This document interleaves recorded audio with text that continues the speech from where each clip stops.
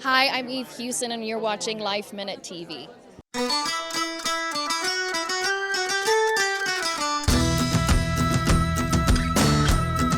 I don't think I'd be able to survive, especially on set, without music. Like, one of my favorite things is driving to work and listening to like Britney Spears, getting myself in the zone.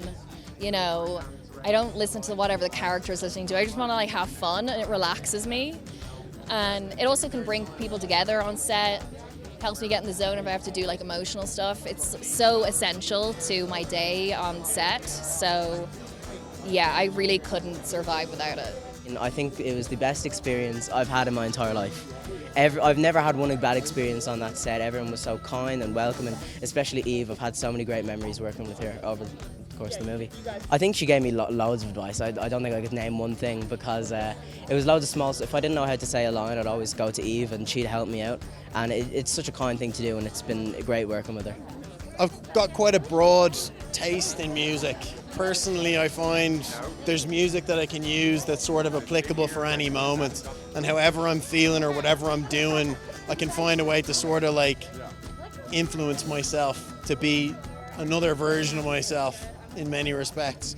That's probably one of the reasons I love making movies with John so much, because we have an opportunity to do that on set a lot, So firstly, the cast on this film were great. It was a really nice mix of actors who wanted to be there. Joe has always wanted to be in a musical, but not a breaking into song musical, so this was the musical for him. I think Eve wanted to play this salty dub that we all know as Dubliners. This kind of character was she knew she was kind of burning to play it. And I think Orén, the kid in the movie, he's a child actor. And then Jack Reynor is my mate who convinced me to make this film because he read the script. He's like, you should make that. And I was like, do you think? So it felt like a little family. I just grew up thinking, well, they're kind of all films are musicals in a way. And I didn't know that a composer went off and wrote a score. So when I started making films, I just wrote the music myself or got friends to write the music. And when I got bored of writing dialogue, I'd just go over and play the piano. And then I'd say, well, why don't I just put that piano song in the film? And the two things I don't know if I could write a film with like 95 pages of wall-to-wall dialogue. You've got to break for a song in life, don't you? And so I...